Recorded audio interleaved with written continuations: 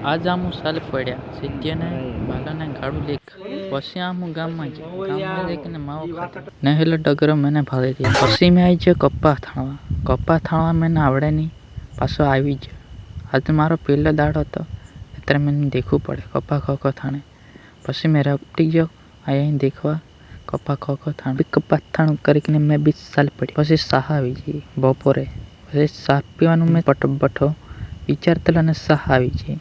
પછી સાહ પી લઈએ પછી મેં ખડુક ફટાફટ મેં પેલા ચા ને પછી હપમાં કામ કરવાનું છે એટલે પી લેવું પડે